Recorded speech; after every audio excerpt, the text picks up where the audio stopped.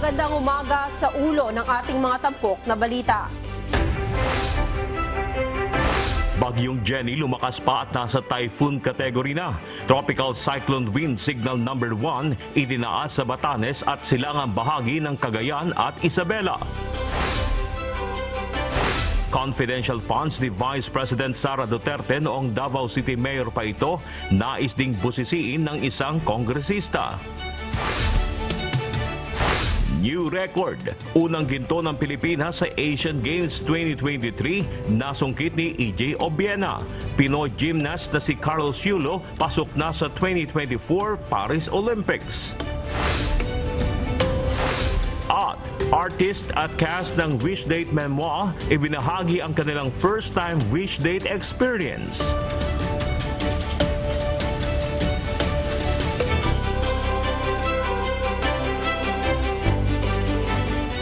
Lumakas pa ang bagyong Jenny na ngayon ay nasa typhoon category na batay sa pinakabagong update ng Pag-asa kaninang alas 5 ng umaga, huling namataan ang sentro ng bagyo sa layong 655 kilometers sa silangan ng Apari, Cagayan. Taglay nito ang lakas ng hangin na nasa 120 kilometers per hour at pagbugso nga abot sa 150 kilometers per hour. Pero mabagal ang pag-usad nito pahilagang kanluran na may 10 kilometers per hour lamang. Nakataas na ang Tropical Cyclone Wind Signal number 1 sa weather update. Sa silangang bahagi ng Cagayan, kabilang ang mga bayan ng Santa Ana, Gonzaga, Bugay, Santa Teresita, Lalo, Bagao, Gataran at Peña Blanca. Signal number 1 na rin sa mga bayan ng Maconacon, Divaklacan at Palanan sa Isabela.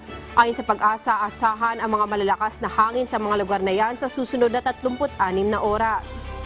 Magdudulot naman ang mga pag-ulan ng buntot ng bagyong Jenny sa Cagayan, Isabela, Aurora, Quezon at Bicol Region. Aasahan din ang mga pag-ulan sa Visayas, Zamboanga Peninsula at Mimaropa dahil naman sa epekto ng southwest monsoon o habagat. Nais ding busisiin ng isang kongresista ang confidential funds ni Vice President Sara Duterte noong alkalde pa lamang ito ng Davao City. Ito ay matapos maiulat ang bilyong-bilyong pisong halaga ng confidential funds ng lungsod sa loob ng 6 na taon mula 2016 hanggang 2022. Narito ang balita ni Rosalie Cos. Nanawagan si House Deputy Minority Leader, ACT Teachers Party List Representative Franz Castro sa Commission on Audit na imbestigahan ang ginawang paggastos ng confidential funds ni Vice President Sara Duterte noong alkalde pa ito ng Davao City. Naiulat ang nasa 2.6 billion pesos na halaga ng confidential funds sa lungsod mula 2016 hanggang 2022 o sa loob ng 2 termino ni VP Duterte bilang Davao City Mayor. Ayon sa mambabatas, nangangahulugan itong nasa 1.23 million pesos na halaga umano ng secret funds ang ginastos kada araw sa loob ng 6 na taon. Mas malaki pa umano sa pinakamayamang mga lungsod sa bansa gaya ng Makati at Quezon City. Dapat anyang busisiin ng COA kung ginamit ang pondo para sa confidential purposes at kung naaayon sa Joint Circular 2015-01 ng COA, Department of Budget and Management, Department of Interior and Local Government at Governance Commission for GOCCs. Kung mapatunayang hindi, dapat anyang ibalik ang pera at magkaroon ng legal na aksyon kaugnay nito. Wala pang pahayag ang tanggapan ni VP Duterte kaugnay ng isyong ito. Rosalie Cos, UNTV News and Rescue. Diyos ang aming sandigan, serbisyo publiko ang aming pinahahalagahan. Naniniwala ang isang eksperto na epektibo ang ginagawang mga hakbang ng pamahalaan sa pagtugon sa pambubuli ng China sa West Philippine Sea. Ipiniliwanag din ito ang implikasyon ng desisyon ng Pangulo na ipitanggal na sa inilagay na floating barrier sa China sa Bajo de Masinloc. Narito ang report ni Ryan Lacanlale. Ipinaliwanag ni Professor Renato de Castro, isang political analyst at isang international studies expert, ang mga implikasyon ng ginawang desisyon ni Pangulong Ferdinand Marcos Jr. nang ipaputol ang angkla ng harang na inilagay ng Chinese Coast Guard sa Bajo de Masinloc o Scarborough Shoal upang pigilan ang mga Pilipinong mangingisda na pumasok sa loob ng bahura. No, unang-una ho, pinapakita ho dito yung decisiveness ng ating presidente, no, na in a matter of few hours, he made a decision. Despite, of course, the possibility that he would have an adverse reaction from the Chinese Coast Guard. Ipinapakita rin daw ng pamahalaan ang pagpapahalaga sa food security ng bansa, lalo na't maraming mga mangingisda sa Zambales ang nawawala ng hanap buhay dahil sa ginagawang panggigipit ng China sa West Philippine Sea. Nagpapakita rin ito ng tunay na kahulugan ng independent foreign policy kung saan hindi sumangguni ang Pangulo sa mga bansang kaalyado ng Pilipinas sa ginawang hakbang gaya ng Amerika, Japan at Australia. Ipinapakita rin daw nito kung paano tayo nakikitungo ngayon sa China na pumapalag na sa kanilang panggigipit. Ang tingin palagi ho ng China sa kilos ho natin, nasa likod natin ng Amerika. Nag-decide ho si Presidente na i-cut yun without consulting the Americans para ipamukha ho sa mga Chino, desisyon namin to. Kasi ang nakasalalay dito ay of course ang interest natin, food security, and of course this is a clear exercise ng independent foreign policy. Hindi rin inaasahan ng China ang ginawang pagpalag ng Pilipinas sa kanila. Unang-una, nagulat sila na talagang pumalag na tayo after 6 years. Na ewan ko, natatandaan niyo pa, iniimbita pa ni President Duterte na mag-operate dito yung Chinese Coast Guard and Chinese Navy, even Chinese fisher folks. No, siguro na nasanay rin sila na hindi pa mapalag ng Pilipino. Pero of course ngayon medyo natauhan sila. Isa pang maaaring isinasaalang-alang ng China ang Mutual Defense Treaty ng Pilipinas at Amerika. Para kay Professor de Castro, epektibo ang ginagawang hakbang ngayon ng pamahalaan at Philippine Coast Guard sa West Philippine Sea, lalo na't bumabalik na ang mga Pilipinong mangingisda doon. Natatandaan nyo, noong panahon ni President Rodrigo Duterte, kinukumpiska ho nila yung best catch. No? Kinukumpiska. Tapos ina-announce nila ho sa kanilang media, kita nyo, atin to, kinukumpiska namin yung best catch ng mga mangingisda. Nagulat daw ang China sa naging hakbang ng bansa kaya't natataranta sila sa kanilang mga sagot. Medyo nagulat rin ho yung mga Chino. Paano sila magre-react ngayon? Kasi meron na talagang act of defiance, open defiance. So iba ho yung statement ng foreign minister nila, medyo minamalit, which is directed primarily to their audience. Pero kapag nakarecover na ang mga ito, isa sa aabangan ang maaaring susunod na hakbang ng China. Nakakatulong din daw ang mga combined maritime operations sa ibang kaalyadong bansa ng Pilipinas. Una, nagpapakita ito na di tayo nag-iisa. Pangalawa, ang mga natututunan ng ating mga sundalo sa ganitong uri ng training. Ryan Lacanlale, UNTV News and Rescue. Diyos ang aming sandigan, serbisyo publiko ang aming pinahahalagahan.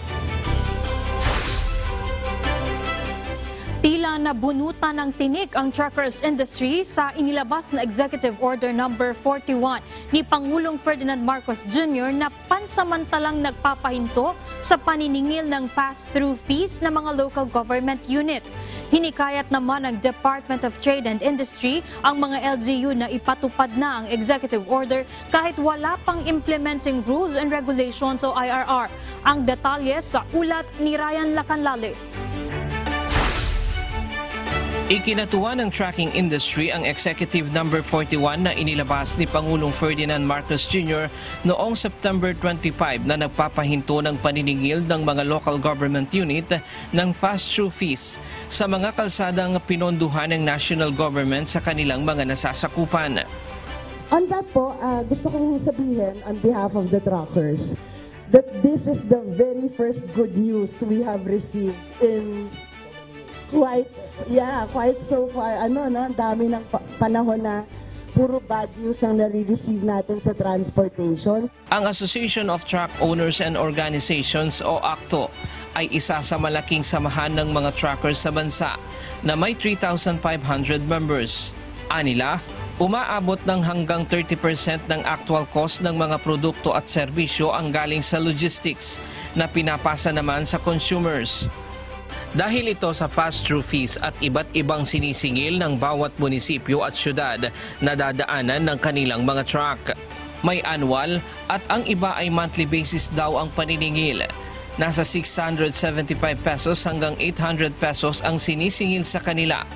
Pero ang pinakamataas na sinisingil sa road use taxes ang lungsod ng Maynila na umaabot ng 2,000 hanggang 2,500 pesos bawat isang truck kada buwan.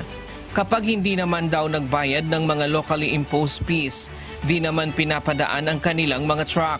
This has been a long-standing issue, not just from the truckers, but even the manufacturers, yung pang mga local businesses. Kasi kailangan nilang i-transport ang kanilang mga negosyo, goods, services, at lahat ng binibenta nila, even the micro and small businesses. Tatlong bagay ang nakikita ng DTI na matutugunan ng EO41.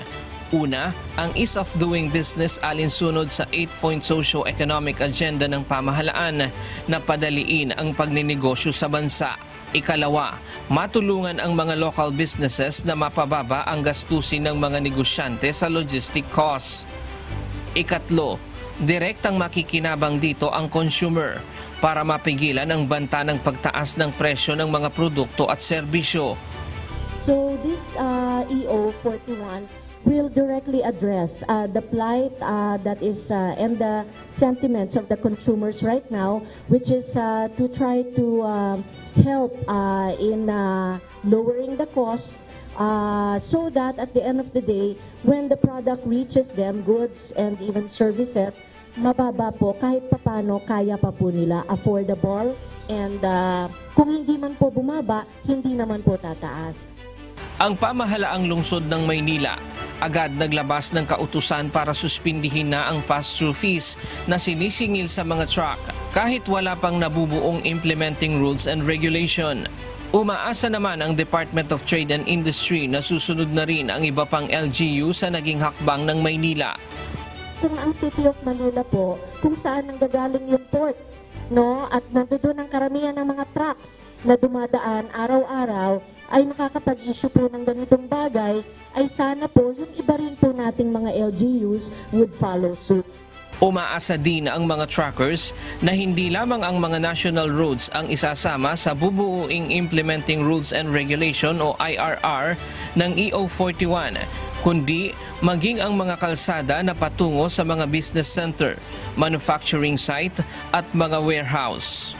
Ryan Lacanlale, UNTV News and Rescue. Diyos ang aming sandigan, serbisyo publiko ang aming pinahahalagahan. Good news naman po sa ating mga kasambahay dahil patuloy ang pagbaba ng presyo ng karne ng baboy, manok at bangus sa Mega Q-Mart sa Quezon City dahil sa maraming supply nito sa ngayon. Mula sa Mega Q-Mart sa Quezon City, makibalita tayo kay Harry Ilagan live.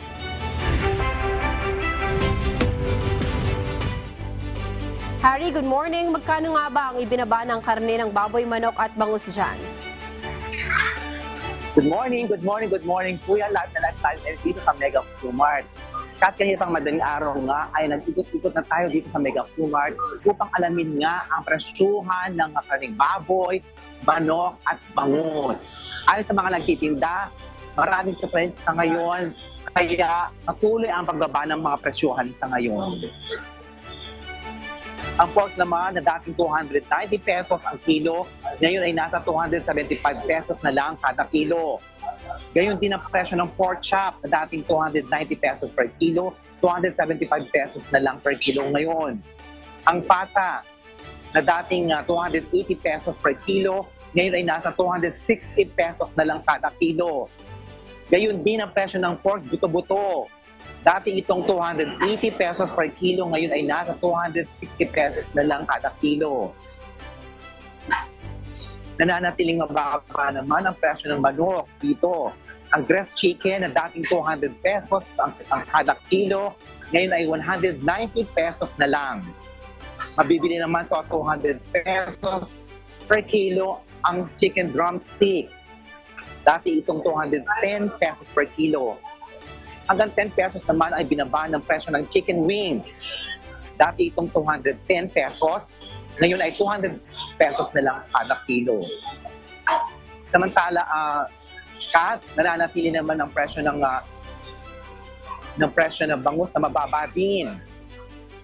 100 pesos per kilo ang small, ang medium ay 180 pesos kada kilo, 200 pesos naman sa large, na dating 220 pesos kada kilo. Ulit-ulit tayo nagpapaalala sa ating mga kasambahay na mamamalengke ngayong umaga na magdala ng payong dahil may nagbabadyang sama ng panahon at malakas na ulan. Yan muna ang ating update. Balik sa iyo, Kat. Hari, nakapag-ikot-ikot ka na ba dyan para makakita ng mga presyo ng gulay naman natin sa pamilihan? Sa ngayon, Kat, ay dito lang ako nag-ikot-ikot sa mga karnihan ng baboy, manok, at ang isda kasi medyo hiwalay ang section ng meat section dito sa Mega Flea Mart. So, mamaya alamin natin, Kat, kung magkano na ang presyohan ng mga gulay sa ngayon. Maraming salamat, Hari Alagan, live mula sa Mega Flea Mart, Quezon City.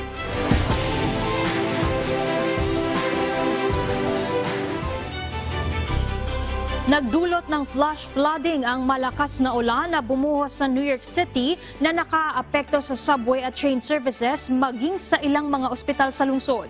Narito ang report ni Jeffrey Reyes. Matinding pagulan na nagdulot ng malawakang baha ang naranasan ng New York City at mga karatig lugar nito nitong Biyernes. Dahil dito ay nagdeklara ng state of emergency si New York Governor Kathy Hochul para sa syudad maging sa Long Island at Hudson Valley. Nagpaalala rin ito na manatili ang mga residente sa tahanan lalo na ang mga nakatira sa basements. This event was historic. In some areas it was record-shattering. And it is the most rain ever recorded in a single day at a place like JFK, ever. Not just this summer, not this year, but ever. And the records are still coming in. We're still monitoring, and the rain is still falling. And in some places, it'll be the most rain that has ever hit in 70 years. Partikular na naapektuhan ng flash flooding ang mga kalsada, paaralan, at mga subway kung saan buong linya ang sinira. Sa sobrang tindi ng pagbaha, naglabas ng emergency alert ang mga official para sa Woodhull Hospital at mga emergency rooms sa Brooklyn na nagsasabing hindi muna ito tatanggap ng mga pasyente dahil sa nasirang electrical system. Ayon kay New York City Mayor Eric Adams, nakapagbukas ang ospital ng kanilang backup power at nagpapatuloy ang pagtulong sa mga pasyente sa pamamagitan ng coordination sa kanilang mga medical professional.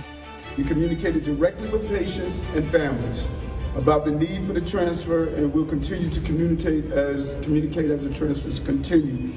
We wanted to make sure that the patients heard from their doctors first. That was so important to us, that the doctors could interact with the patients and let them know exactly what we were doing. Nasuspindi ang serbisyo ng 10 linya ng tren sa Brooklyn at lahat ng 3 linya ng tren sa Metro North dahil sa bumuhos ang tubig baha sa mga subway at riles, kaya kailangang magpakalat ng karagdagang bus upang makatulong sa mga commuter. Jeffrey Reyes, UNTV News and Rescue. Diyos ang aming sandigan, serbisyo publiko ang aming pinahahalagahan. Nagkasundo ang House Republicans at Democrats nitong Sabado sa isang surprise deal para maiwasan ang government shutdown. Pinirmahan din ni President Joe Biden ang temporary funding bill ilang oras bago ang October 1 deadline. Alamin natin ang detalye ng balita sa report ni Lea Salar, live mula sa Maine, USA.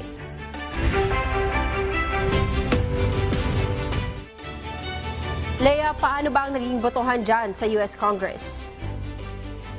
Good morning, Kuya. Good morning, Kath. 335 to 91 ang naging resulta ng botohan para sa Continuing Resolution o Short-Term Funding Bill ng mababang kapulungan. Pagdating naman sa Senado, 89-9 ang naging botohan kaya na-transmit din agad kay US President Joe Biden ang bill para mapirmahan.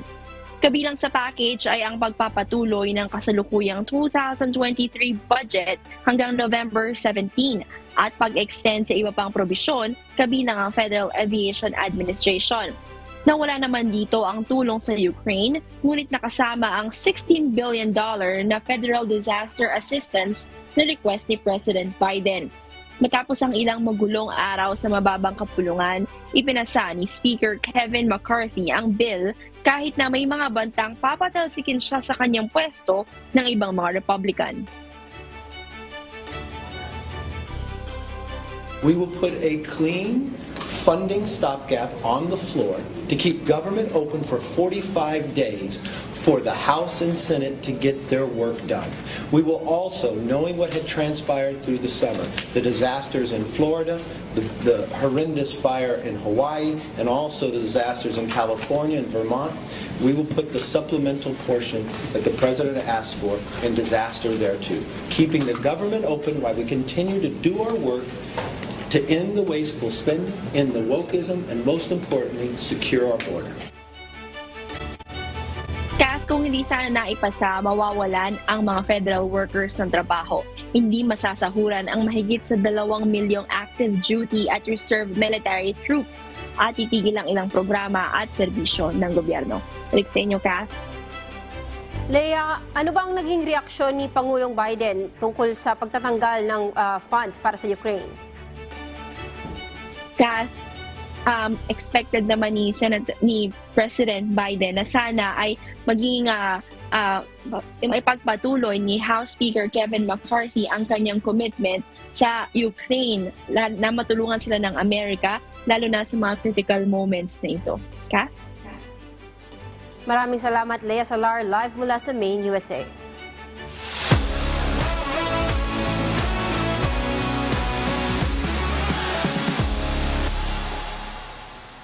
Nakuha na ng Team Philippines ang kauna-unahang gold medal sa nagpapatuloy na Asian Games sa Hangzhou, China. Gaya ng inaasahan, nasungkit ni EJ Obiena ang gintong medalya sa isang record-setting performance sa pole vault nitong Sabado. Binura ng Pinoy Olympian ang dating Asia's best na 5.70 meters matapos itala ang 5.90 meter rank. Umabante naman sa semifinal round ang boxer na si Yumir Marshall matapos pataubin ang Thai opponent nito kagabi. Nanalo si Marshall via knockout at may 14 na segundo ang nalalabi sa second round ng kanilang match. Sigurado na ang bronze medal para kay Marshall na sunod na makakaharap ang isang Syrian boxer sa Miyerkules.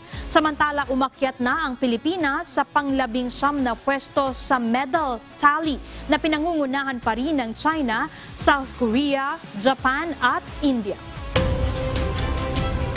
Olympics-bound ulit ang Filipino gymnast na si Carlos Yulo matapos ang stellar performance sa 2023 World Artistic Gymnastics Championships sa Antwerp, Belgium kahapon.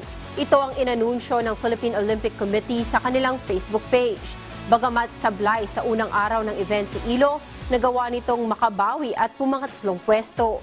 Naging highest-ranked eligible athlete ito sa floor exercise para umabante sa pre-Olympic Paris Olympics dahil kwalipikado na ang top 2 finisher ng event na sina Artem Dolgopiat ng Israel at Frederick Richard ng Estados Unidos. Makakasama naman ni Yulo sa Paris Olympics si EJ Obiena na nauna nang nag-qualify sa parating na Olympic Games.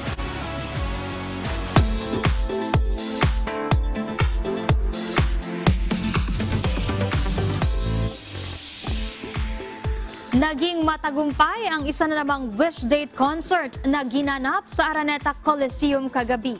First time na sumabak sa ganitong concert ang ilan sa mga cast at artist ng Wish Date Memoir, kaya nagagalak sila sa isang unique experience. Narito ang report ni Gladys Tuabi.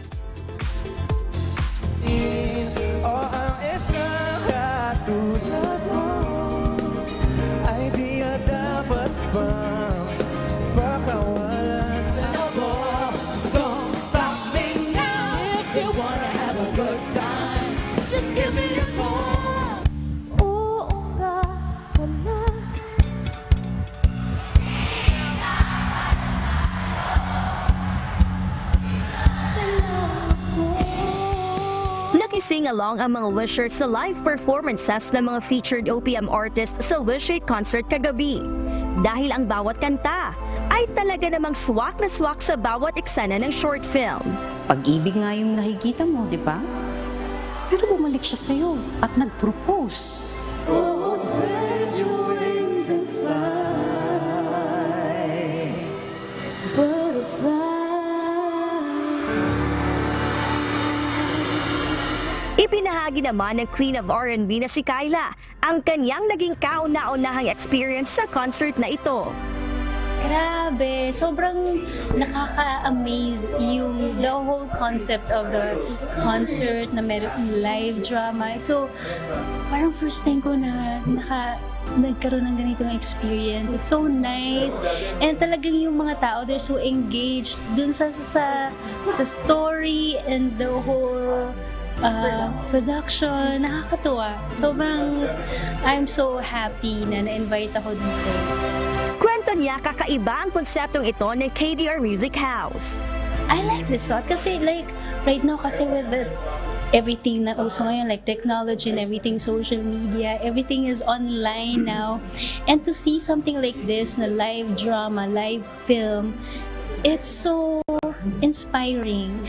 Actually, like we need to go back to the basics and we'll go back to the middle right again. And this is such a good program na may ganito pa rin na nakakatuwa. I'm just so happy na sana wag mawala yung ganito kasi parang for artists like me, nakakatuwa yung mga ganyan. Mga not just performers and singers and dancers but for actors also na parang pwede palang mangyari na merong acting and singing at the same time. It's almost like a musical play. It's so nice. Ganda. Unique experience naman kung ituring ng veteranang aktres na si Alice Dixon ang mapabilang sa Wish It concert na kombinasyon ng film, theater at live performances. Madami. I mean, the people that I met here that I got to work with, I think also the way that it was produced, nagbigay ako ng tiwala and it came out really nice. I hope it won't be the last. I look forward to another unique experience with all of you. Nagpapasalamat naman ang singer-songwriter sensation na si TJ Monterde at ang rock alternative band na Moonstar 88 dahil sa ibinigay na pagkakataong ito.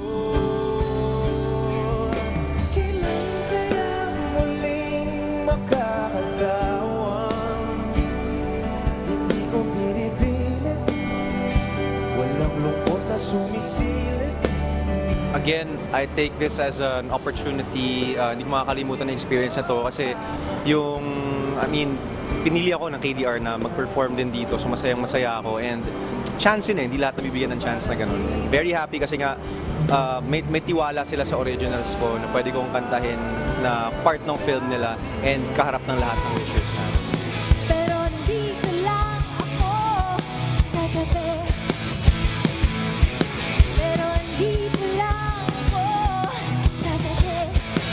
Collaboration siya with KDR actually. Kasi yung storyline ng Memwa ngayon, pasok na pasok yung mga songs namin. So parang may mga pin-propose kami na mga several songs tapos from there namili sila, nag-chart. So we appreciate that We like the very collaborative style of working with you guys. So salamat sa inyo. Thank you. Kabilang din sa mga inabangang performances ng Wishers, ang up-and-coming artist na si Haki.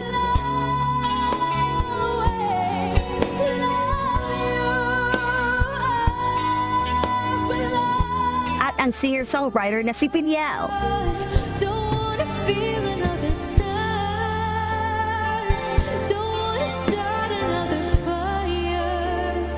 Ang Wish It concert na pinamagatang memoir ay kwento ng pag-ibig at pagkakaibigan na pinagbibidahan ni Alice Dixon. Why did he have to give his life to somebody na hindi naman niya kilala? Luella de Cordova. Jenna, I wish I have answers for that. Hindi ko alam, isasagot ko talaga sa'yo. Joshua Junicio. Ask you a question. Sure. Have you ever fallen in love? Devon Seron. Nung time na nahuli tayo, na nangongopya during our quiz. Tayo yan. Tayo yan. At Shira Diaz. Nick, alam mo na I'll be lost kapag tumigil ka sa pag-aaral. Ano mang pangyayari sa ating buhay, malungkot man o masaya, dapat pa rin natin itong pahalagahan dahil mga alaala pa rin itong magandang balik-balikan. Abangan ang mga susunod pang serye ng Wish Date Concert na hindi lamang magbibigay kilig at saya, kundi kapupulutan ng aral sa buhay.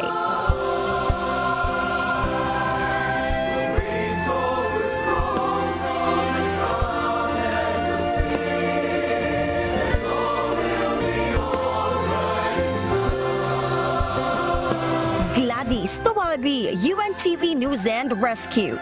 Diyos ang aming sandigan, serbisyo publiko ang aming pinahahalagahan.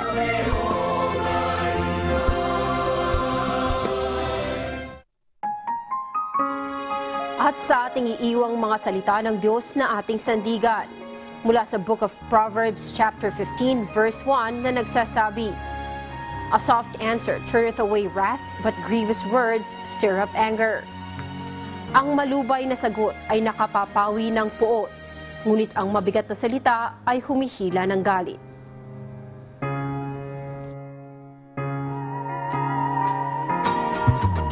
At yan ang ating naging balitaan sa oras na ito. Huwag po kayo magpapalit ng channel dahil magbabalik ang Good Morning Kuya.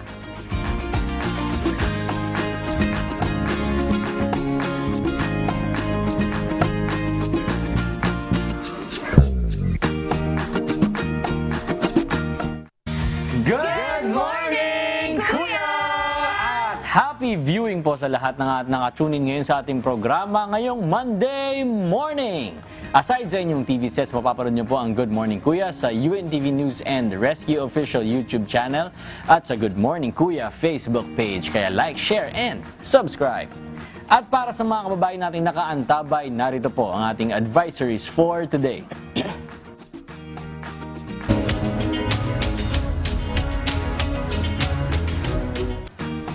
Oil price update muna tayo para sa mga kasambahay nating motorista. Magpapatupad ng dagdag bawas sa presyo ng mga produktong petrolyo ang mga kumpanya ng langis ngayong linggo. Sa pagtaya ng oil industry players, tataas ng 20 hanggang 40 sentimos ang presyo ng kada litro ng diesel. Pero good news naman sa mga gumagamit ng gasolina dahil magro-rollback ang presyo nito ng 2 piso hanggang 2 piso at 30 sentimos kada litro nito. Habang ang kerosene naman ay tinatayang mababawasan rin ng 40 hanggang 60 sentimos kada litro. Yan for us. No? Papalit na ako. Nakaganyan lang ako. Parang binalik lang yung nakaraan. Yan yung binawas nung nakaraan eh. Tapos binalik lang din. Pero 2 piso. Grabe. Sa gasolina. Hindi ba nakagasolina palit sa Very good kayo dyan. Ang saya-saya nyo. Palit tayo sa sakyan muna. For a while last. Ay, hindi pwede. Gusto ko na rin siyang matry eh. Kasi dahil medyo mataas na yung presyo ng gasolina, medyo manghihinayang ka. Pero pag ganito na unti-unti nakikita natin na bumababa, baka naman, pasakay naman, Tini. Sige, looben. Pero, hindi ko alam kung safe kayo, ha? Wala nang uwi. Wala nang uwian. Pero grabe, no? Pero buti na nga lang nag-rollback. Kasi ngayon, medyo ewan ko kung bakit. Siguro kasi months, talagang bumabalik na naman ang traffic na naman. Kung saan di ba? Kanina lang. Kahapon nga eh. Di ba usually pag Sunday, hindi naman dapat ma-traffic. Kulat ako, sabi ko, bakit ang daming sasakyan? Kasi papunta kami nun sa concert mo eh. Kaya pala traffic. Parang ako talaga yung nag-concert. Sabi ko talaga, bakit ang daming sasakyan? Hindi naman ganito pag Sunday. Traffic na talaga ulit. Kaya nga mas maganda. Buti nga nag-rollback. Although yung diesel nga lang. Pero no, sa mga experiences ko kasi mga kaibigan ko nakagasolina o naka-diesel, magastos sa gasolina. Oo, mas mahal talaga. Oo, pag traffic, mas magastos. Sa diesel, okay lang. Pero yun nga, pagka kunyari na 2 pisong rollback, magpa-full tank na kayo, bukas na. Oo. Mga kasambayan, hintayin nyo na yung rollback bukas na, around, iba 12 a.m. nagro-rollback, iba alas 6 ng umaga ng Tuesday. Kaya laging antabayanan nyo po ang mga price adjustments every Monday. Iyon. Dito naman tayo sa Taguig, mga kasangbahay, abiso po ulit para sa mga motorista at mga commuter. Simula po ngayong araw, October 2, hindi na po maaaring daanan ng mga sasakyang galing southbound lane ng C5 ang Palar Tunnel simula po 7:30 hanggang 10 a.m. Lunes po yan hanggang Biyernes. Pinapayuhan po ang mga motorista na papunta sa ng Cayetano Boulevard o Diego Silang na dumaan po sa C5 U-turn slot malapit po sa Taguig Eco Park. Hinihikayat naman po ang lahat na magbigay ng feedback sa https://bit.ly/Palar-Traffic Advisory. Ayan. So, ito, hindi ako familiar sa lugar na to. Saan ba ito, Broski? Papuntang Vista Mall to eh. Malapit sa, lagpas ng Market. Ah, okay. So, Malapit na sa, SLEX to. okay. Pero ang problema nga dito kasi, ito lang yung isa sa mga busy Kasi marami tong puntahan. May daan dito papuntang Pasig, tapos may mga condominium. Business center din, di ba pa? Alam ko dun yung Taguig City Hall ba? Or basta may City Hall na may daan papunta sa City Hall dun eh. Kaya medyo busy talaga yung tunnel na yun sa Palar Tunnel. Tapos may mga palengke din around dun. Kaya talagang medyo malaking effect. 7:30 to 10 lang naman. Pero syempre, yun yung Monday to Friday pa. Oo. Medyo alanganin yung oras, rush hour yan eh. Correct. Pero ito mga kasambahay, traffic advisory pa rin mula naman sa lokal na pamahalaan ng Quezon City. Inumpisahan na rin ngayong araw ng QCLGU at Metro Manila Development Authority o MMDA ang dry run ng Katipunan Avenue southbound morning rush hour zipper lane. Isasagawa ito mula 6:30 a.m. hanggang 8 a.m. tuwing weekdays, maliban na lang po kung holidays. Layo ng bagong zipper lane na mabawasan ang volume ng sasakyan tuwing umaga sa Katipunan southbound sa tapat po yan ng Miriam College. Ang entrance ng zipper lane ay sa U-turn slot sa harap po ng UP Town Center Mercury Drug. Dalawa naman po ang exit nito. Ang una po ay sa harap ng La Vista Subdivision Gate sa Mangyan Street para sa mga patungong Miriam College, Gate 5 at 6 sa kahabaan po yan ng Mangyan Street. Ang pangalawa naman ay sa harap ng Miriam College Gate 3 sa Katipunan Avenue. Magtatalaga naman ng Quezon City at MMDA ng mga traffic law enforcer at maglalagay ng traffic directional signages para maggabayan at maalalayan ng mga dumadaang motorista sa Katipunan Avenue. Ito, busy street din to. Diba? Tuloy-tuloy no? Oo, yung mga schools din kasi nandiyan Ateneo, Miriam. So talagang madami rin talagang mga motorista. Though hindi ako madalas dumadaan dyan. Pero parang hindi pa ako dumaan dyan nang hindi ganun yung traffic. Talagang masikip din talaga dyan. Tsaka yung school mo before. Dati dyan ako dumadaan. And kahit sa looban, traffic din eh. Kasi parang ayun, alam na rin na dito yung daanan. Tapos yung mismong, yung lane naman ng parang yung highway na mismo, daming stoplight naman. Kaya pagka daming sasakyan pala. Talaga kasi Kaya malaking tulong din tong zipper lane. Pero sana yun nga, maabisuhan din yung iba para alam nila kung paano ba sila pupunta doon. Kung paano sila rin maa-assist. Kasi dugtong-dugtong yan mula Katipunan. Tapos di ba, yung mga advices natin sa C5 naman. Magkakarugtong yan. Kapag nag-traffic doon, syempre, aabot doon sa buntot yan. Pati yung mga papuntang Marikina, isa rin yun. Isa rin yun sa Aurora Boulevard na parang laging pinipilahan talaga. Kala mo, blockbuster, pinipilahan. Yung nga daw natin, traffic natin, pa-parking na daw yan. Sa sobra daw tagal talaga ng parking na. Ako nang maalala yung mga Oo, yung mga ganyang class. Kaya dapat talaga may abisuhan, manonood ng balita, para alam nila, aware sila kung kailangan ko bang pumasok or kaya gumising ng mas maaga kumpara dun sa mga dati kong gising. Kasi kapag mga ganyan, doon nakakatulong itong zipper lane, pero yung mga pagsasara ng mga kalsada, yun din yung talagang babantayan din. Lalo na pag estudyante ka, syempre dapat di ka malilate. Yun ba yun din yung mga, pag malilate ka sa Katipon, di ba, mga eskwelahan dyan, di ba? Paglabasan tsaka pasukan talagang traffic doon. Pasukan ng mga schools doon. Lalo na pag mga estudyante. Mas maaga talaga dapat. Next time, agahan naman natin. Sa Quezon City pa rin, ipinaaabot ng lokal na pamahalaan ang pasasalamat ito sa lahat ng breastfeeding moms na nag-donate sa milk collecting activity ng QC Human Milk Bank sa San Bartolome Health Center. Para sa mga gusto pang mag-donate ng kanilang gatas, merong milk letting activity ngayon pong Lunes sa Kamuning Lying-in Clinic mula mamayang alas 8 ng umaga. Dadaan po ang lahat ng magdo-donate sa screening at libreng HIV at Hep B test bago po magbigay ng kanilang breast milk. Para naman sa karagdagang impormasyon, maaring makipag-ugnayan sa QC Human Milk Bank sa mga numerong 0960-363-6492 at 8863-0800, local 209. O mag-email sa humanmilkbank.qcgh@gmail.com.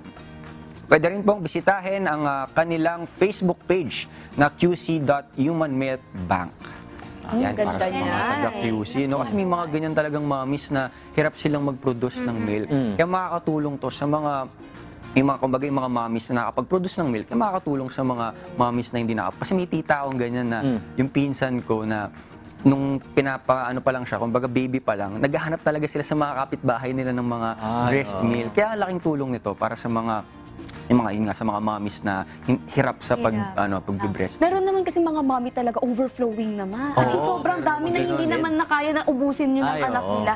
Kaya sila talaga, kailangan nilang magbigay din sa mga, kaysa nang matapon, masayang lang yun. Ibigay na lang natin kasi meron talaga, maliban dun sa kulang mag-produce, meron hindi talaga nila namimit na yung mga mommies nila.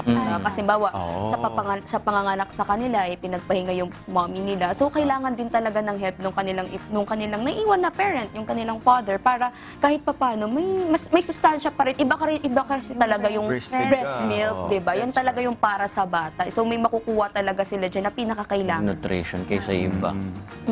Isang paalala mo naman mula sa Navotas City Local Government. Para po sa mga mag-a-apply ng bago o renewal business permit, pwede po ninyo itong gawin sa BOSS o Business One-Stop Shop na matatagpuan sa first floor ng Navotas City Hall.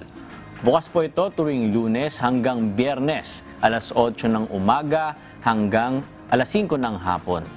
Maaari rin po mag-apply at magbayad sa link na https://online.navotas.gov.ph. Paalala lamang po, ang deadline ng pagbabayad ng 4th quarter business tax ay hanggang October 20, 2023 lamang. Kasama talaga yan sa mga kailangan natin pag mga nagbe-business tayo, magbabayad tayo ng tax. Ayun, one-stop shop na. Tingnan natin yung mga website din kung ano yung mga services na pwede natin i-avail dito sa one-stop shop natin. Kasi kaysa pumunta ka sa iba't ibang lugar, malaking tulong pagka one-stop shops nga. Nandun na lahat ng kailangan. Hindi hassle-free kapag. True. At naman po mga kasangbahay, advisory naman po mula sa Manila Water. Ilang lugar po sa Quezon City at San Juan City ang maapektuhan ng isasagawang line maintenance po ng kumpanya. Maapektuhan po ng water service interruption mulang mamayang alas 10 po ng gabi hanggang bukas po ng alas 4 ng madaling araw ang ilang bahagi po ng Barangay Project 6 sa Quezon City. Samantala po sa San Juan naman, apektado po ang ilang bahagi ng Barangay Balong Bato, Pedro Cruz, San Perfecto, Progreso, Rivera at Barangay Batis. Pinapayuhan naman po ang mga affected po na residents na mag-imbak po ng sapat na supply po ng tubig habang ginagawa po ang service improvement activity. Though isang araw lang naman yung binanggit sa ating advisory, maganda na rin na nagbigay sila ng advisory kasi baka may iba na parang hindi alam na, ba't biglang namatay? Tapos, yun pala, hindi nila alam kasi na merong water service interruption. So, sa mga barangay po sa Quezon City at San Juan, paki-take note lang po yan. 10 a.m. to 4 a.m. 10 p.m. to 4 a.m. Kahit sabihin mo na isang araw yan, mahirap. Lalo na ngayon, diba? Gabi. Mamaya, pag-uwi sa trabaho, syempre kailangan wala pa lang tubig. Maganda nakapag-imbak na rin tayo ngayon. Mga kasambahay, magbalik na naman tayo sa ating kasaysayan. Kasi naging malaking suliranin para sa mga conservationist at mga otoridad ang pagkalagas ng mga redwood tree sa California dahil sa ginagawang pagpuputol ng mga logging company sa mahabang panahon. Kaya naman itinatag ang Redwood National Park upang mapreserba at mapangalagaan ang mga higanteng punong kahoy kabilang na ang mga hayop na naninirahan dito. Balikan natin ang naging kasaysayan nito sa ating Today in History.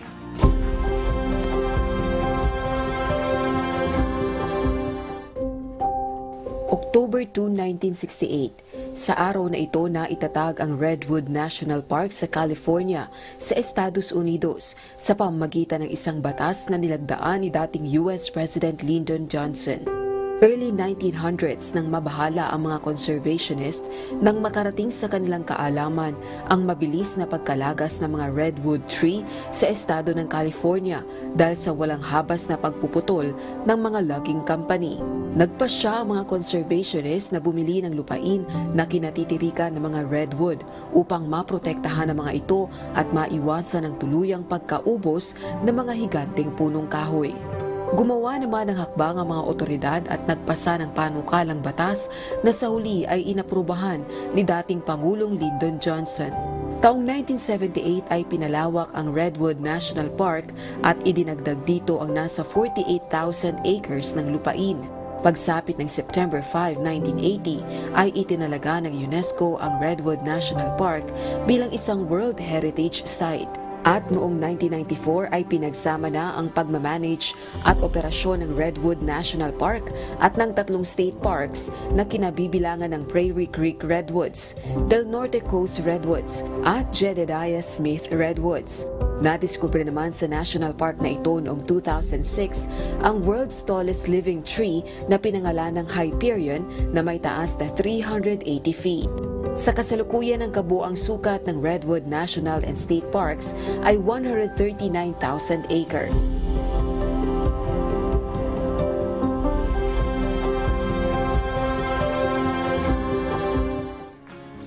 Nakakalungkot lang malaman, no 200 years ago pala, 2 million acres yung land ng may redwood. 2 million, dito. 2 million. Okay. Tapos ngayon, 10% na lang yung natitira. 10%? Dun sa 10 na lang? Sa 2 million, Galing sa 2 million. 10% na lang ang natitira. Oo, kaya yun yung doon na bahala itong mga isang grupo yung Save the Redwood League. Sila talaga ang laki naging contribution nila kasi isa sila sa mga gumawa rin talaga ng paraan para hindi maapektuhan or hindi totally maubos itong mga redwood dito sa lugar na to. Kaya naging Redwood National Park din talaga siya. Tsaka maliban dun sa pagpoprotekta mo sa mga redwood kasi ang dami rin ditong mga animal species at maliban dun may 4 pa na indigenous group ang nandito nakatira sa areas na to. Mga Native Americans yung tinatawag nga nila. Ay, okay. 4 pa sila na mga grupo or 4 na indigenous group pa yung nandito. So talagang isa yun sa pinoprotektahan din nila. Tsaka kahit sinasabi natin na parang redwood, iisipin mo mga lupa, di ba? Pero may mga bodies of water pa rin dito na inaalagaan din talaga sila, yung mga sea creatures. Kaya sinasabi nila kapag kung hindi natin poprotektahan itong national park na to, itong Redwood National Park, ang dami talagang maaapektuhan. Kasi yung mga indigenous people, hindi mo basta-basta mapapaalis yun. Diba? Kasi nakasanayan nila na doon tumira. Kaya dapat, maliban sa pagprotekta doon sa mga redwoods, poprotektahan din natin sila and also yung mga animals. Tsaka sila parang cultural heritage na yung mga indigenous people na pag pinaalis mo parang hindi, parang part talaga sila doon. Wag mo naman silang paalis kasi parang community na nila yun. Pero ito nga maganda sa Redwood National Park na naging part siya ng UNESCO World Heritage Site. Kasi kapag nagiging part ka nito, itong UNESCO World Heritage Site, merong legal protection yung UNESCO sa mga ganitong sites na hindi mo sila pwedeng katulad na isa sa mga naging problema is illegal logging, ganyan. Kaya ang ganda na magkaroon ng kumbaga maging part yung isang lugar ng UNESCO World Heritage Site kasi nga may legal protection. Tsaka yung rin dito, yung park na to, andyan yung mga sinasabi na sinasabing mga world's tallest trees nandito rin daw talaga. Tsaka yung edad nila sobrang tatagal na, mga umaabot sila ng, sabi nga if I'm not mistaken, parang 2,000 to 3,000 years na yung mga trees dito. Kaya maganda na dapat makonserve man lang natin, di ba? Kasi parang sayang naman. Para sila yung sequoia tree na na-feature din natin nung nakaraan na ilang libong taon talaga nabubuhay tapos puputulin lang. Tsaka isa pa daw na factor kung bakit nauubos nila, yung wildfire din talaga. Hindi daw kasi naiiwasan daw talaga yung wildfire sa lugar na yan. Parang domino effect yun di ba? Parang sinira mo yung paligid mo. Kumbaga ito yung repercussions ng pagsisira mo ng environment. Kumbaga ikaw din yung, tayo rin yung maapektuhan kapag inabuso natin yung mga resources na meron tayo. Kaya maganda nga matuto tayo kung paano ba yung mga sinasabi mo nga may mga nakatira doon ng mga indigenous na mga tao. Sila Usually, mga ganun, yung mga Native Americans, alam nila paano nila, kumbaga, gagawing sustainable, may ingatan yung mga resources na meron sila. Hindi sila yung parang kapag tumira sila sa isang lugar, parang demolish lahat, parang nasisira. Maging parang yung sustainable nga. Yun nga yung maganda, sustainable na. Yun naman talaga yung magandang magawa natin, ma-practice din natin. Kahit na sa mga maliliit na bagay. Ngayon, kahit naman hindi naman tayo nakatira dun sa mga ganung mga lugar na mga pinipreserve na mga lugar. Pero sa mga maliit na paraan natin, makatulong tayo. True. But on a lighter note, itong redwood pala, sinasabi, kasi may tale daw na ang nakadiscover daw nito ay isang Chinese sailor na nagngangalang Healy. So, ang strange lang nung kwento kasi, kaya daw napunta siya dito sa redwood kasi yung nagsisail siya papuntang west, pero napunta siya sa east kasi yung compass na gamit niya, meron daw cockroach. Tapos, na-discover na lang daw nung nilinis ng isa sa mga tao na tong Chinese sailor na to. Tapos nakita na parang mali pala yung napuntahan nila. Tapos yun, ang kagandahan lang, parang na-discover daw nila na mayroong ganito kaganda na sobrang abundant ng trees at napakaganda nung napuntahan nila. So parang napabuti daw. So sabi nila, cockroach daw na ang nagdala daw talaga dun sa Chinese sailor na yan dito sa Redwood. Pero yun na tale lang naman dahil ang first ever documented naman ng mga foreigners na nakarating dito ay mga Spaniards. Spaniards. Today in history talaga. Pero maganda talaga, napoprotektahan talaga natin yung environment natin. That's right. Kasi para rin sa mga future natin, kumbaga sa mga pamangkin na natin, para makita rin nila yung mga maganda ng environment, diba? Pero ito, anyway, maiba naman tayo ng topic. Kasi may tanong ako sa inyo, meron ba kayong best friend? Meron. May kanya-kanya meron talaga. Meron. Meron mga ganyan tingin naman. Pero kasi since napag-uusapan natin, yung best friend, yung talagang tiwala o buo yung tiwala mo sa kanya. May mga ganyan tayo, di ba? Mga tingin mga ganyan. Pero karaniwan kasi sa atin, yung pagkakaroon ng kaibigan. Meron talaga tayong mga ganyan. Pero hindi lahat may isang kaibigan na pati ang buhay niya ay handa niyang ibigay para sa'yo. Gaya na lang ng pagkakaibigan na mapapanood natin dito sa Kristiyano Drama. Si Allen? Siya ang pinakamatalik kong kaibigan. Bata pa lang kami. Nagkasama na kami palagi. Napakabait pa. Pag wala akong makain, binibigyan niya ako ng pagkain.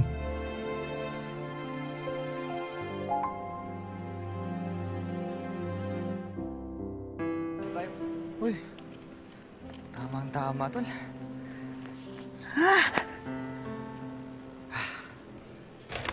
Uho ka na ba? Tubig, Oo, tol.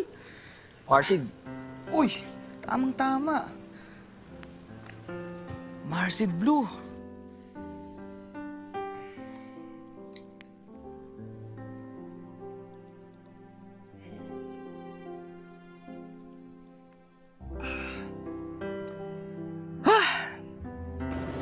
Marsid Blue. Kaso tol, Hindi ako nakaramdam ng gutom, tol. Wala pa naman akong pera. Paano kayo makakadiskarte mo ng pagkain? Tol. Sa'yo na to. Busog pa ako eh. Ang dami ko nakain kanina eh. Totoo, para mabigat sa tiyan. Manok yan. Talaga, tol? Oo. Wow.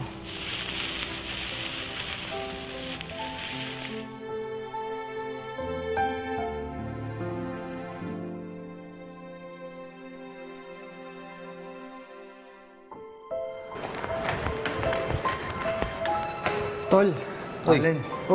Pasensya ka na, late na naman ako. Tol, may problema ako. Ano problema mo? Hindi ako makapag-enroll eh. Bakit?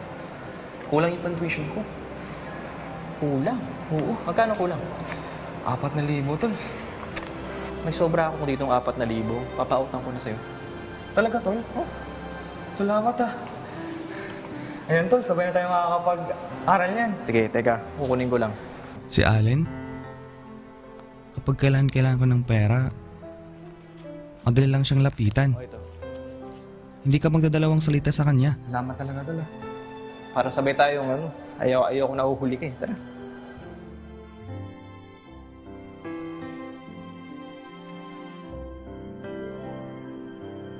Si Allen, siya yung kaibigan mo na parang hindi napapagod. Matulungan ka lamang sa mga panahon na kailangan mo ng tulong. Tol, Uy, ang hirap naman tong pinapahanap sa atin, Tol. mahirap talaga. 5 chapter tong tatapusin natin eh. Oo nga eh. Pero unti-untiin lang natin to. Matatapos din yun.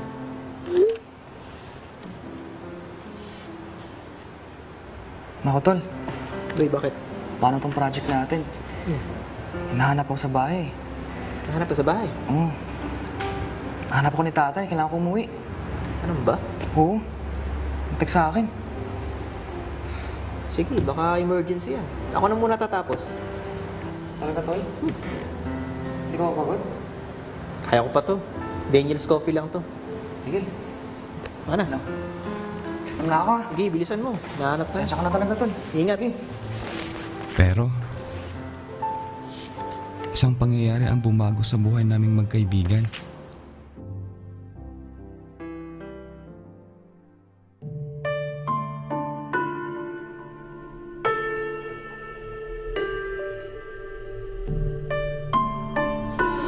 Ay, Tol. Oh. Salamat dun sa nakaraos tayo sa project natin. Oo, basta kung kailangan mo ng tulong, tawagin mo lang ako. Uwi na ako. Kasi hinanap na ako ng airpot eh. Hindi na naman bukas. Oo, sige. Ulin, sasakyan!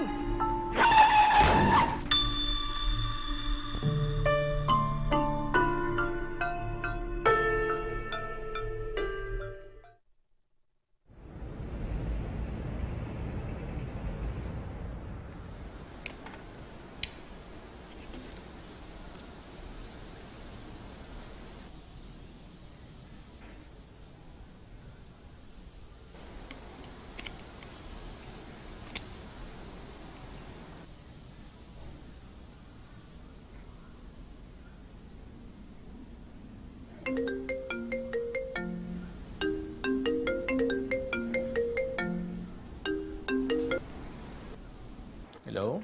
Hello, Tol. Uy, Tol. Kumusta ka na? Okay ka lang ba? Okay naman, okay naman. Ikaw, saan ka ba? Ay, Tol, okay lang. Alam mo, Tol, salamat ha. Alam mo kasi kung hindi mo pa ako tinulak, siguro patay na ako ngayon. Okay lang yun. Huwag kang mag-alaw. Huwag mo lalahanin yun. Okay. Saan ka ba talaga ngayon? Ako? Okay lang naman ako. Actually, nag-exercise pa nga ako kanina. Naglakad-lakad ako. Saan kung nababagod ako, nanonood lang ako ng mga movies. Tsaka anime. Oo nga pala, Tol. May iba tayo. Huwag ka muna pumunta dito kasi baka may papakisuyo ka or baka may kailangan ka sa akin. Huwag ka muna pumunta dito kasi kailangan ko mag-relax eh. Manonood ako ng mga anime, tinatapos ko yung series na pinapanood ko ngayon. Huwag muna akong puntahan. Hello? Alam mo, Tol, napakasinungaling mo. Pauline? Napakasinungaling mo, Tol.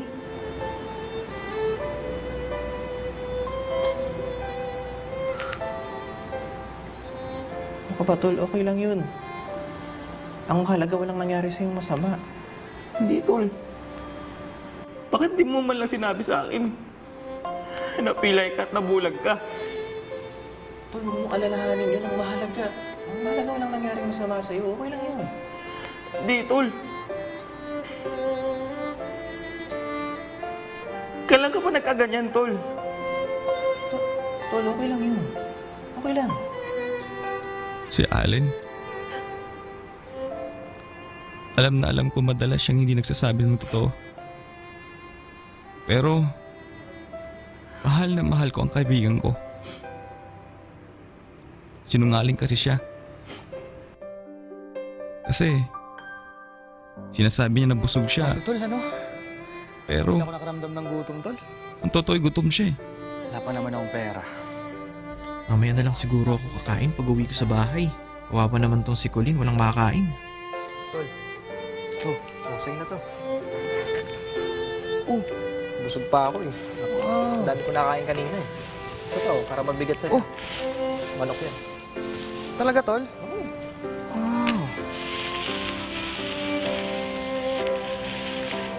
Sinungaling siya. Kasi, sinasabi niya na meron pa siyang pera. Pero ang totoo, wala na. Kulang yung contribution ko. Kulang? Oo. Magkano kulang? 4,000 tol. Mangutang na lang ako ng 4,000 kay Tito para makapag-enroll kami ng sabay ni Colleen. May sobra ako dito ng 4,000. Papautang ko na sa'yo. Talaga tol? Salamat ah.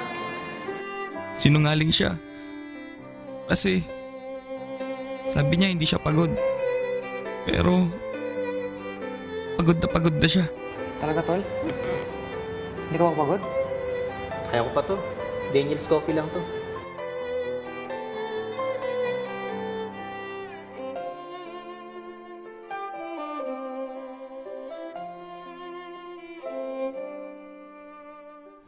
Tol.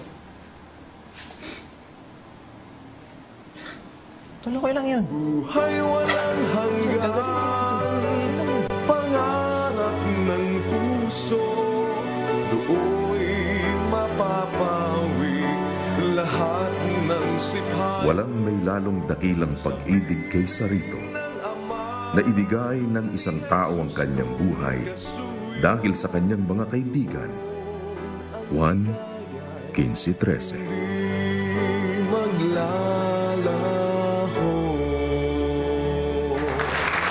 Galing, no, dakilang pag-ibig, no? Kapag ready ka kung, kumbaga, ibuwis yung buhay mo para sa kaibigan. Pero may mga ganyan talaga, no, na mga kaibigan na hindi sila nagdadalawang isip na para tulungan ka, na kumbaga hindi niya pag-iisipan na, kunwari, kailangan mo ng tulong when it comes to, kumbaga, sa mga buhay mo, mga problema mo sa buhay or sa finances. Parang may mga ganyan talagang kaibigan na hindi ka na pagsasalitain. Talagang solusyon na ibibigay sa'yo.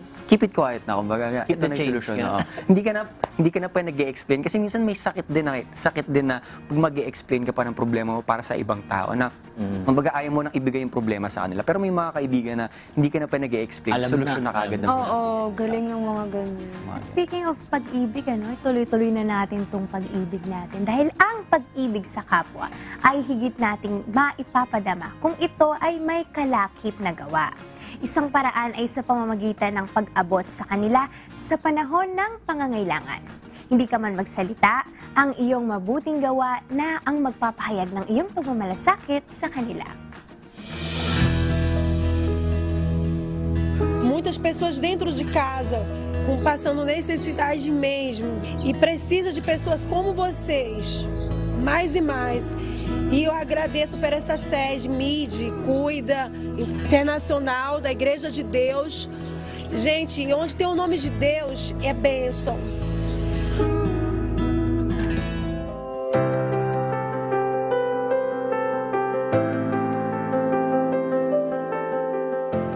May hirap na komunidad ang minsan pang binisita ng Members Church of God International sa estado ng Rio de Janeiro. Ito ay ang komunidad ng Santa Maria at Villa do Pinheiro. Muling nagtulong-tulong ang mga kapatid upang makapagdala ng libreng groceries at pananghalian para sa mga mamamayan.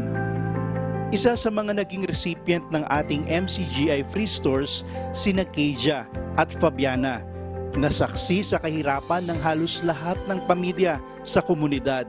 Esse projeto veio numa boa hora, eu estou desempregada, mãe de 4 filhos, me ajuda muito. E assim, eu agradeço a vocês, a igreja, e que mais projetos desses venham para a comunidade, porque ajuda muita gente. Às vezes muita gente não tem o que comer. Vocês não sabem a importância que é levar uma cesta pequena, uma muda de roupa, mas é muito importante. Ajuda muito. Projetos como esse ajudam muito a comunidade. É de muita importância. Muita importância. Kasama rin sa nagpasalamat sa Diyos ang mga representative ng komunidad na naging katulong natin sa pag-oorganisa ng gawain. Meu nome é Cláudia Lúcia, sou presidente aqui da Associação do Parque Ecológico da Vila do Pinheiro, Maré. Quero agradecer a Deus por tudo que tem feito, não só na minha vida, mas na vida de muitos moradores aqui, através de vocês da igreja, MIDI Cuida. Que essa pandemia foi muito difícil para todos, muitos perderam muito entes queridos, né? Muitos passaram necessidade, mas graças a Deus e com o apoio da igreja, MIDI Cuida, é mais fácil um pouco, né?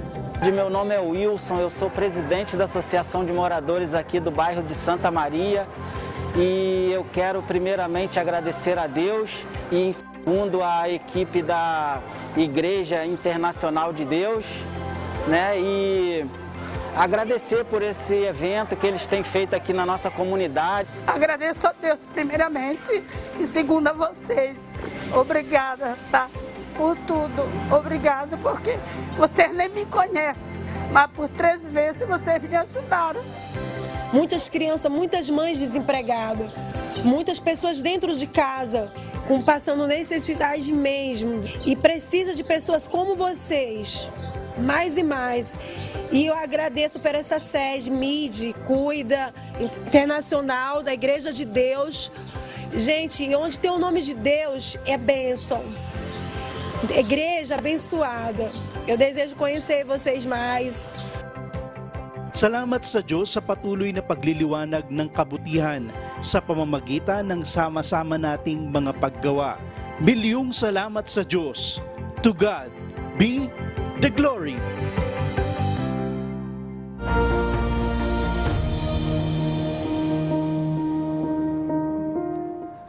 Salamat sa Diyos, no? Dahil naturuan tayo ng pag-ibig na hindi puro salita lang. Na yung sinasabi lang natin, pag-ibig, mahal ka namin, kayo po ay sana magkaroon ng mga blessings, yung mga ganun, di ba? Pero tayo, sa awa at tulong ng Diyos, naturuan tayo na magsikap tayo sa paggawa ng mabuti.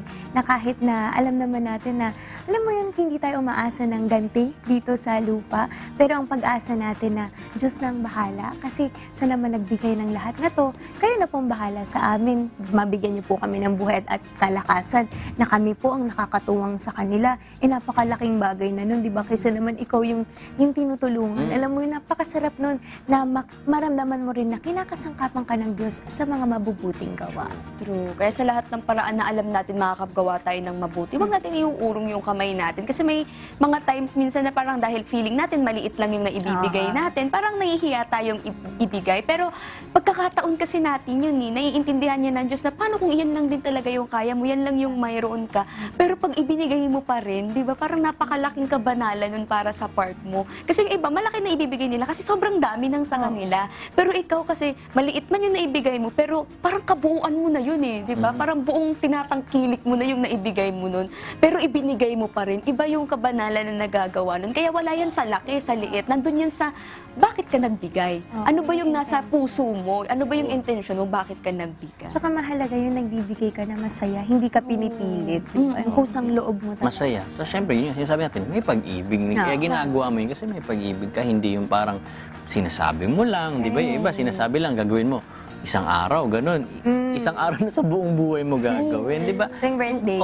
Yung pag-ibig mo sa kapwa, consistently mo gagawin yun. Hindi mo naman pwedeng sabihin, mahal ko yung kapwa ko, tapos wala ka naman actions. Sinasabi mo lang. Kailangan makita sa'yo. Kumbaga, kailangan may outcome, kumbaga. Outcome-based. Naalala ko, outcome-based like sinasabi lagi. Pero ganun din, no? Hindi natin pwedeng sabihin na we care for each other, we care for our brethren, tapos wala ka naman ginagawa. Mas maganda yung gano'n na minsan kahit hindi ka na masalita, pero nakikita naman sa gawa mo, na hindi mo na kailangan sabihin pa sa mga tao, kami may malasakit kami sa kapwa, kami mahal namin yung mga tao.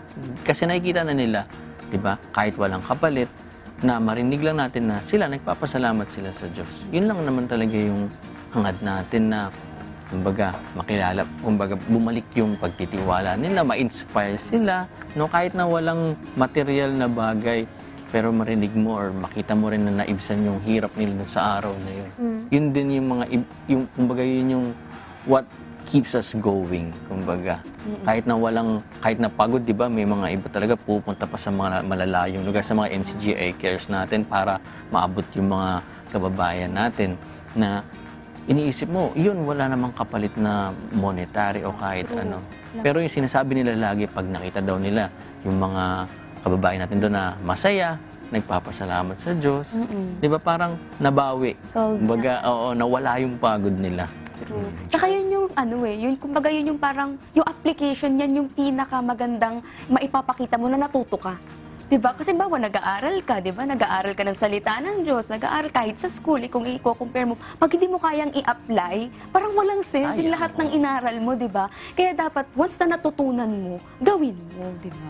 Tsaka sa atin sa MCGI, yung mga pagtulong natin sa kapwa, yung mga pagbibigay natin ng public service, hindi lang natin siya ginagawa just to flex it or just to brag about it, diba? Ginagawa natin to kasi ayun yung utos sa atin, di ba? Na tumulong tayo sa kapwa. Tsaka it's all for the glory of God, di ba? Yung mga ginagawa natin na sinasabi nga natin na hindi to parang kumbaga out of free time lang natin. Ginagawa natin to kasi obligation natin to sa mga kapwa-tao natin. Lagi, araw-araw, basta alam natin na gagawa, o mabuti yung gagawin natin yan. Gagaya na lang ng mga kasama natin sa MCGI din at mga Ocean Care Initiative volunteers. Dahil isang baybayin naman sa Brazil ang binisita ng UNTV Ocean Care Initiative volunteers kasama ang Members Church of God International Bible Readers para po sa isang beach clean-up kung saan bukod sa mga basurang napulot nila ay may mga aral din silang napulot mula sa kanilang clean-up activity sa Bayaji, Paranagua. Ano-ano nga ba ang kanilang natutunan?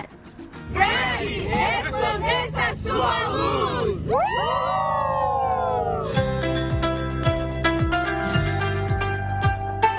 Nós fizemos uma pesquisa dos lugares que estavam precisando mais e nós encontramos essa praia que estava precisando fazer uma limpeza e nós achamos melhor a gente começar por aqui.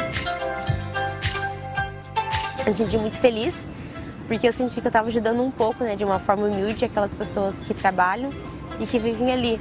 E ajudando também o meio ambiente, a gente pode ajudar também a preservar onde a gente está vivendo.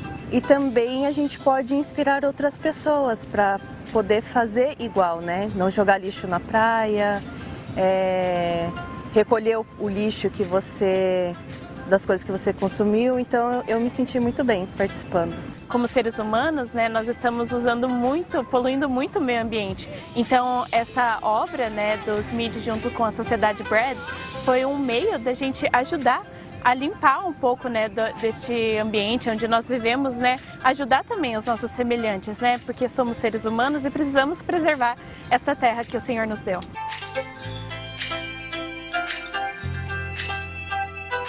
Eu aprendi a importância de preservar o meio ambiente. Então, sempre jogar os nossos lixos na lixeira, manter um ambiente agradável para que outras pessoas também possam desfrutar do lugar e seguir o nosso bom exemplo, Graças a Deus. Eu aprendi que nós podemos fazer boas obras de várias maneiras. Mesmo limpando o meio ambiente, nós fazemos uma boa obra para aqueles moradores, para aquelas pessoas que trabalham lá e para as outras pessoas também que estão passando por ali. Eu aprendi que sempre devemos estar olhando, não só ajudando as pessoas, mas também cuidando da natureza que está ao nosso redor, da criação de Deus, que foi Ele que fez para nós, então também é o nosso meio de servir a Ele, cuidando do que Ele nos deu.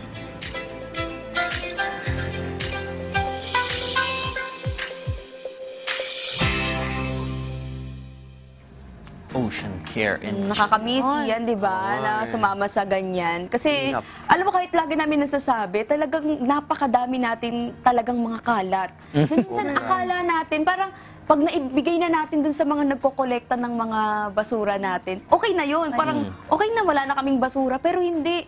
Pag napuntahan mo talaga yung Las Piñas, Parañaque Wetland Park, makikita mo na parang nakakahiya. Baka may contribution ako dito. Plastic, yung mga parcel natin, ID, makikita mo doon. Lahat, parang kang nag-grocery, iba-ibang klase ng produkto, pero mga basura talaga. Helmet meron. Mga sachet, yung maliliit. Yan ang marami, yung mga toiletries. Yan, yung mga ganyan toiletries. Yung mga disposable, yung mga tingin-tingin, syempre. Ang dami nun. Tapos iisipin mo, ilang taon ang bubunuin bago matunaw yung mga yun. Actually, iba nga halos hindi na parang kahit gano'ng katagal nang nagsistay doon, na kahit nakababad siya sa tubig, hindi yun. Basta-basta matutunaw. Kaya dapat maging mindful din talaga tayo sa pagtatapon ng mga basura natin. Grabe, parang after nung mga time na yun, parang mga ano ka nang magkalat, di ba? Mahihiya ka na. Kasi ikaw mismo nakikita mo, ito yung kinalat ko. Ikaw mismo yung pupulot din na ganun yung kalagayan. Tapos makikita mo ibang tao, ibang ibang mga creatures, ibang mga species yung magkakaroon ng problema at madidamay mo dahil dun sa kapabayaan natin pagdating sa basura. Kaya sa maliit na paraan din talaga na alam natin, no, kung may mga time din naman, tayo din naman to, parang everyday ba ng buhay natin, gagawin natin to, hindi naman, kahit once ma-experience natin na paano ba sumali or paano ba mag-participate dito sa ganitong mga Ocean Care Initiative. Kasi doon mas lalawak yung kaalaman natin. Kasi bago kanila isalang, dyan tuturuan ka muna. May mga seminars. May mga seminars sila na gagawin. Tapos ituturo nila sa'yo ano yung mga one pawikan. Yung mga one pawikan, di ba yung mga nag-seminar sa atin? Anong mga species yung maaapektuhan madalas, ganyan. Kasi yung mga plastics pala natin, sa mata ng turtles, jellyfish siya. Kasi mukhang jellyfish daw pala ang plastic kapag nasa tubig. So nakakain nila. Pati sila nadadama. So Broski, anong experience mo dyan? Ang natutunan ko din talaga na tumatak sa akin yan. Since di ba yung mga plastics natin napupunta na sa mga dagat natin, yun nga, nagiging microplastics. Siyempre, isda, kinakain natin. So sa atin din babalik. Kaya nga di ba may mga studies ngayon na lahat daw tayo parang may mga microplastics na talaga. Kaya talagang dito makikita na yung pagpapabayaan din natin sa sarili nating environment, sa atin din babalik. Kaya yung mga simpleng kumbaga pagtapon sa tamang basurahan, ang laking bagay nun. Kasi nga di ba nung tayo yung mga maliliit talaga na plastic, yun nga, nabanggit ko kanina yung mga sachet, yung mga simpleng ganyan na dapat talaga hindi siya kumbaga meron din tayong mga alternative na, which is good news ngayon kasi di ba may mga businesses na pinapalit na yung mga plastic nila, yung mga eco-friendly natin. O yung mga pwedeng mag-refill. Tapos pag may dala kang lalagyan, minus na lang ng 50 pesos, ganyan. So nakakatuwa kasi may mga katulad ng mga sa mga coffee shop ngayon na recently na napuntahan ko, meron silang, yun nga, yung mga straw na eco-friendly. Tapos meron din, bukod sa paper, meron pa yun na parang, gawa siya sa leaves na matigas. Basta ang ganda rin ng mga, kumbaga, participation ng mga businesses na mag-participate tayo sa mga ganitong eco-friendly na mga utilities. Kasi syempre sa atin din babalik. Katulad nga ng microplastics, di ba? Tsaka kaysa yung bumili tayo ng madalas tayong bumibili ng mga inumin, ng mga, syempre may mga plastic. Yung dala tayo ng sarili natin. Yung mga straws na ginagamit natin, baka pwedeng bumili na lang tayo yung pang sa atin lang din. Para makabawas tayo kahit papaano, di ba? Less sa mga disposable, more on mga reusable. Mas maganda. No? Kahit sa bansa talaga, mayroon na talagang kalat, di ba? Galing Brazil. Pero galing Brazil, balik naman tayo sa Pilipinas. Alam nyo ba na merong lugar dito sa Luzon na mala Switzerland ang tanawin? At pwede nyo yung puntahan nang hindi kayo kailangan gumastos ng malaki. Kung saan yan, panoorin nyo dito sa Trip Ko To.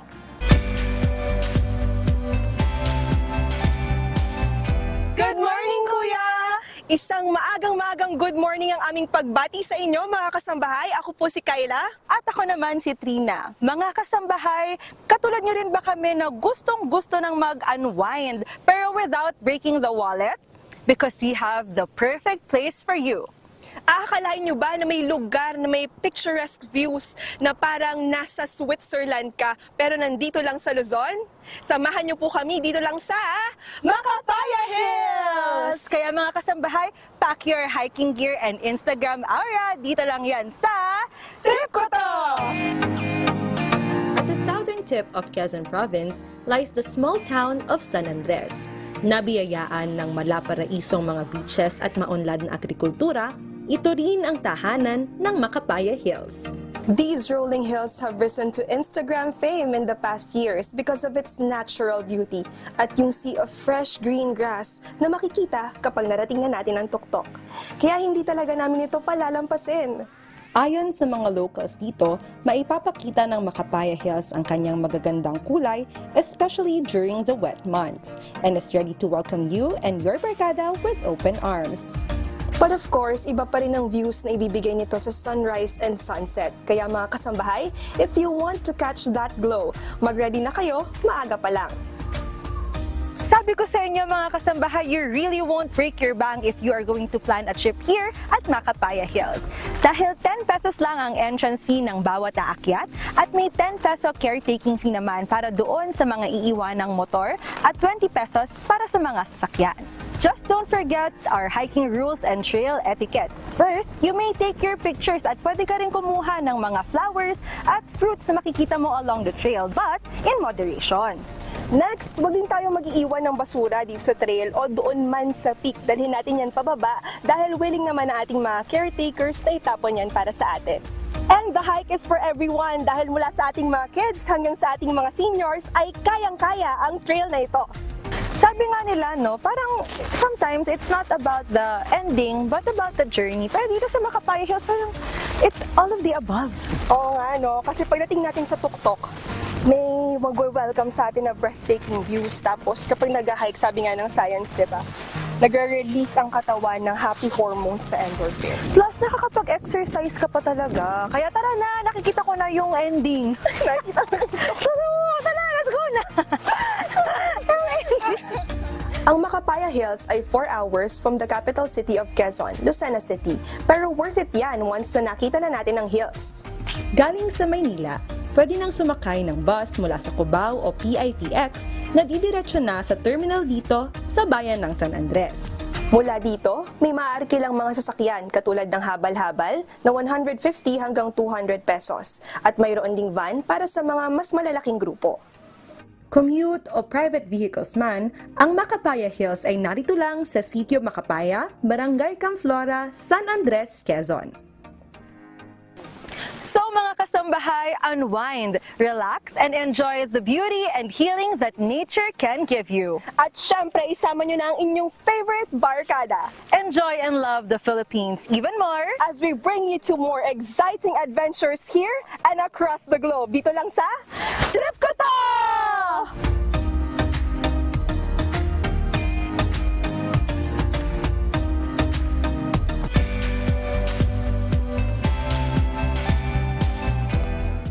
Gusto ko rin tuloy mapuntahan yan. Yun yung mga gusto ko eh. Mga mountains, ganyan, mga hiking, yun yung mga gusto ko. Hindi ako masyadong mahilig sa mga dagat. Hiking ah. Sa mga dagat, hindi ako masyado. Hiking tayo mamaya dito sa Ay, wag dyan. Hindi, kasi may mga gusto kong puntahan din talaga, katulad sa Bohol. May isa akong gustong puntahan dun eh. Pero, ayun, mas maganda na ano. Dahil dyan. Ay, meron ka pa palang sasabihin. Sige na, go. Hindi, sige, ako na. Sige. Shoutout muna sa ating Quezon Marinduque production team. Ayan, shoutouts muna. Yun. At dahil dyan, tuloy-tuloy natin. Banter na. Ito pala yung banter. Sorry. Binabati ko muna. Good morning ang Miranda Resurrection family, ang Victorina family, and Marcos, the Cepeda family. Good morning kay Mami Virgie Miranda at sa pamangkin kong si Goku. Good morning, and kay Julia and Marcos. Good morning, good morning. Hindi, masaya kasi tayo. Monday. Batiin naman natin ang Happy Sabbath Anniversary si Brad Alex Togonan and si Maris Montemayor Federez. Happy Sabbath Anniversary po! Wow! Pabattery naman. And of course, Dr. Joseph Lee would like to thank Genesis Organic Spirulina. Para laging malusog, masigla at malakas ang buong family, mag-Genesis Organic Spirulina. Ang Genesis Organic Spirulina ay isang uri ng superfood na siksik sa protina, vitamins at antioxidants na kailangan ng ating katawan. Ito ay 100% organic and natural at walang malansang amoy, kaya sigurado kang high quality. Siguraduhin may complete nutrition ka everyday with our trusted superfood, Genesis Organic Spirulina. For increase in orders, contact 0977-688-5730. Also available online and selected Mercury Drug outlets. Good morning sa aking mommy, sa aking daddy, kay Yuna, kay Kuya Chito at kay Nino. At congratulations sa ating broski sa wish date concert. Isang line. And of course, we would like to thank Clarice Flower Shop. Surprisingly beautiful. For your flower needs and requirements, order at Clarice Flower Shop through their Facebook page or at 0917-867-7477. Clarice Flower Shop is located at 0461 Sampaguita Street, Barangay Biclatan, General Trias City, Cavite. Happy Monday, mga kasambahay!